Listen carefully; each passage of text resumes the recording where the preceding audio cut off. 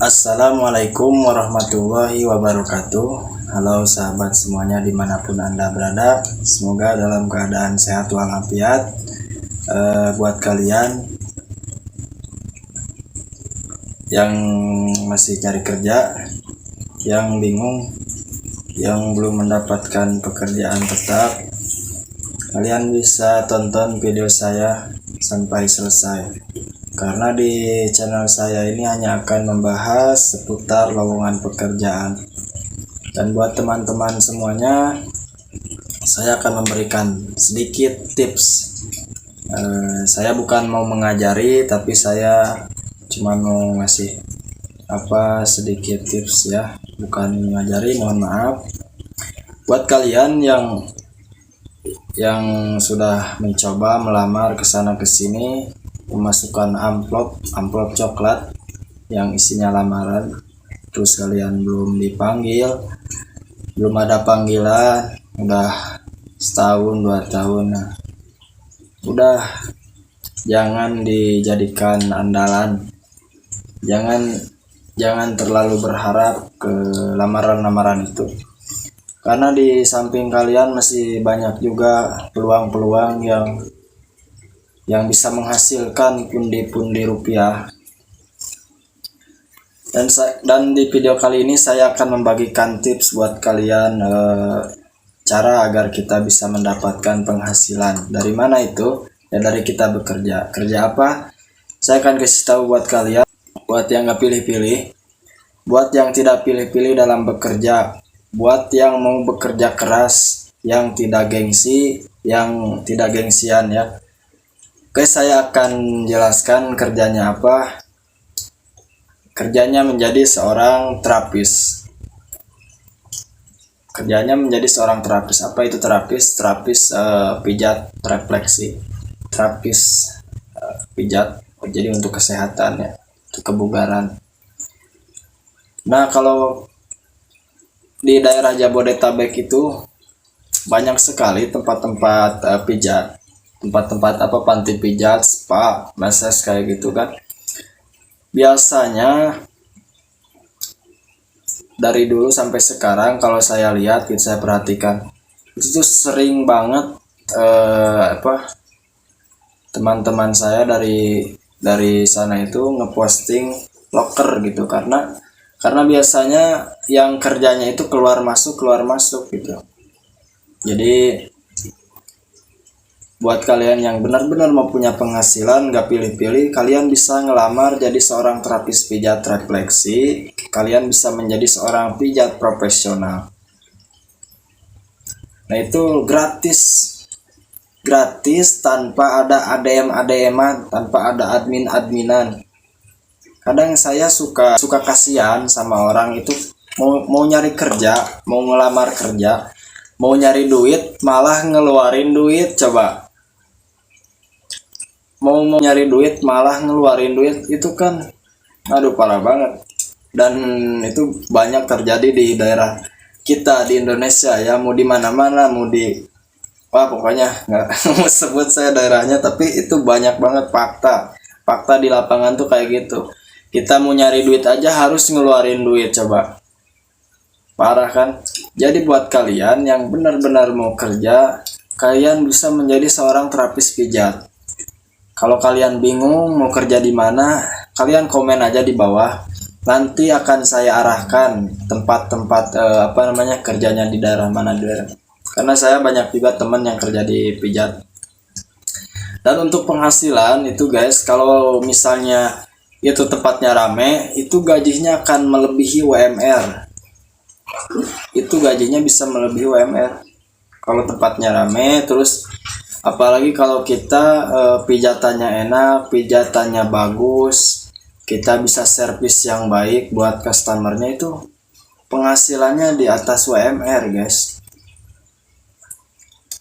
Jadi sebenarnya apalagi kalau kita benar-benar mau kerja, pasti ada aja. Yang penting kita jangan pilih-pilih, jangan mikirin detail, karena saya mah lulusan S1, masa iya jadi seorang tukang pijat. Nah, itu jangan kayak gitu. Nah, kalau yang kayak gitu tuh susah, pasti susah bener. Saya mah lulusan S2, Saya mah lulusan S nong. Nah, yang kayak pikirannya kayak gitu tuh bakal sulit sampai kapanpun. Karena dia maunya bekerja sesuai dengan keinginan dia gitu kan. Oke lah, kita mau kerja sesuai dengan keinginan kita, tapi keinginan kitanya itu yang seperti apa gitu kan. Yang seperti apa maksudnya tuh, kita boleh punya keinginan, tapi keinginannya tuh yang baik, apa ya, yang normal gitu kan. Maksudnya tuh yang wajar-wajar aja. Jangan kita berpikir karena saya mau lulusan SMK masa iya saya jualan jualan tahu bulat. Nah itu jangan pikiran, jangan kayak gitu.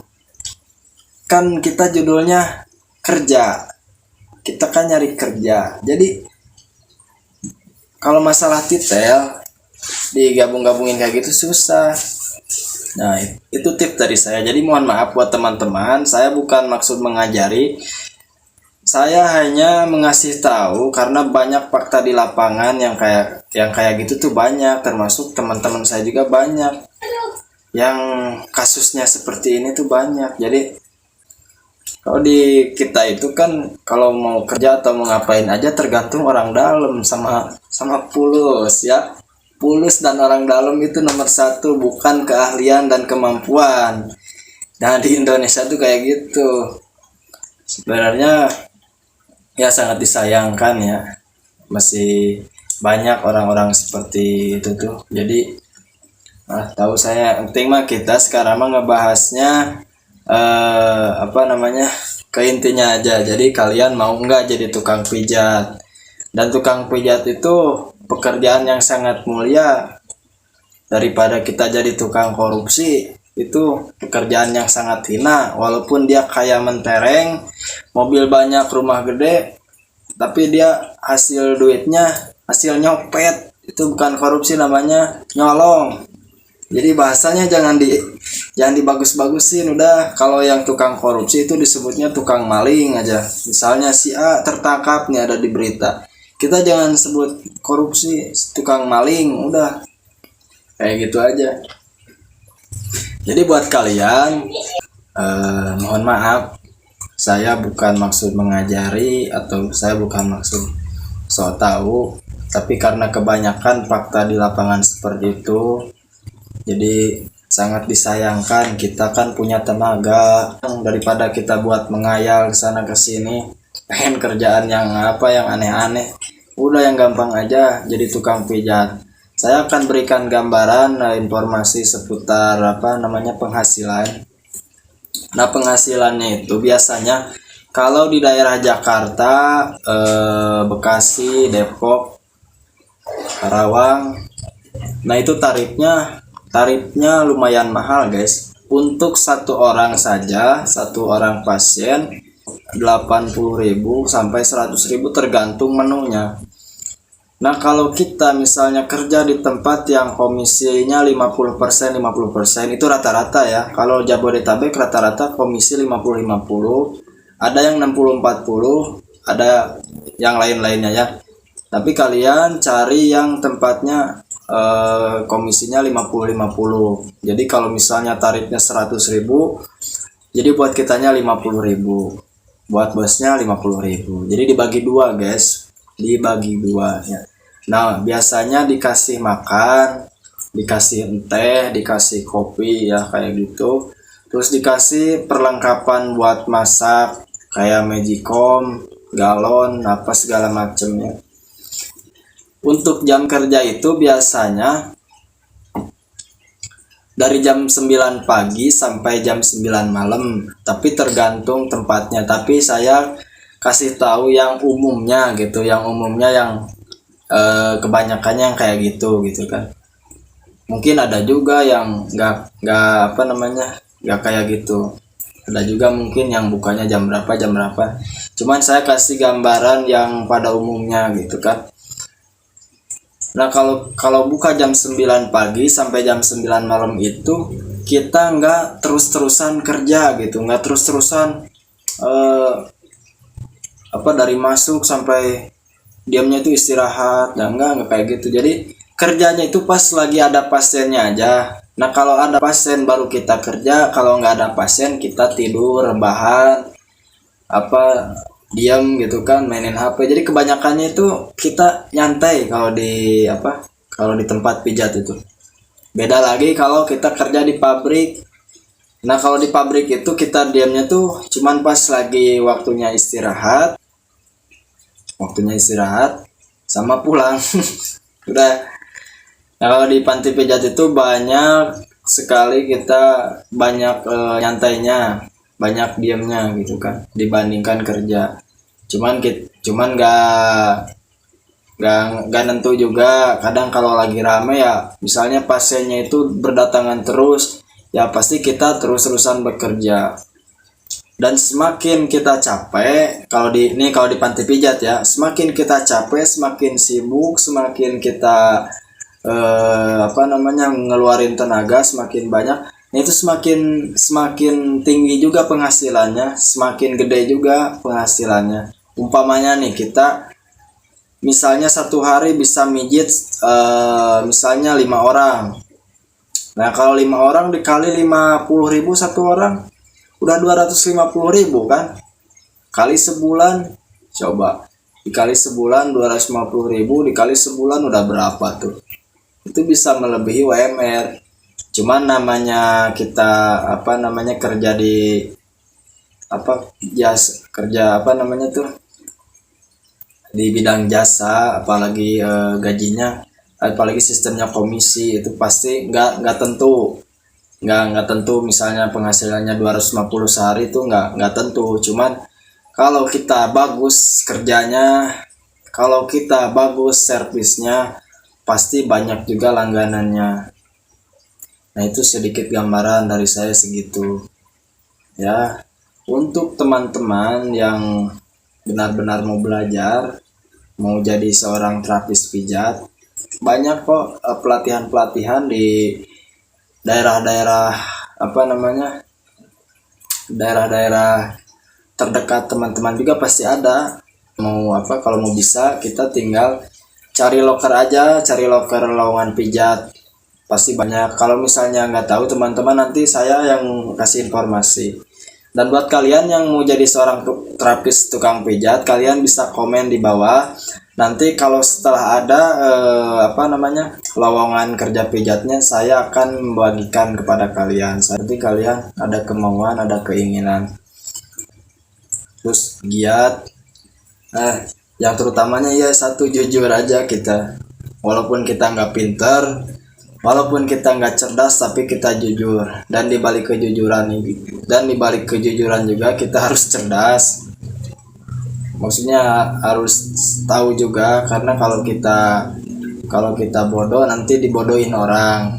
Nah kita harus cari tahu juga seputar apa yang kita kerjakan gitu kan. Kita harus tahu biar kita nggak tertipu. Dan buat teman-teman, harap waspada dan hati-hati yang nyari lowongan pekerjaan di medsos, karena mungkin ada beberapa yang asli, ada juga yang hoax ya, yang tipu-tipu. Buat kalian yang masih nyari lowongan pekerjaan, semangat terus. Jangan lupa sebelum mencari loker kalian berdoa dulu. Jangan lupa doa, usaha, ikhtiar, tawakal ya. Nah itu duit, singkatan daripada duit itu doa, usaha, ikhtiar, tawakal, agar hasilnya bisa maksimal. Dan di video kali ini saya hanya akan membagikan itu aja yang tadi. Dan jika kalian mau jadi seorang terapis pijat, nanti kalian komen di bawah kolom komentar. Bingung tempatnya nanti di mana, nanti akan saya arahkan, saya akan kasih tahu kepada kalian. Oke? Terima kasih sudah menyaksikan video ini sampai selesai. Oke, sekian saja video ini. Terima kasih. Jangan lupa tekan tombol like, sukai video ini jika kalian suka. Untuk mendapatkan notifikasi dari channel saya, silahkan tekan tombol subscribe, karena subscribe itu gratis. Jika kalian subscribe, nanti jangan lupa tekan loncengnya, pilih yang semua. Karena apa? Karena jika saya upload video nanti akan ada pemberitahuannya muncul lewat beranda YouTube kalian. Terima kasih, salam hormat, mohon maaf. Assalamualaikum warahmatullahi wabarakatuh.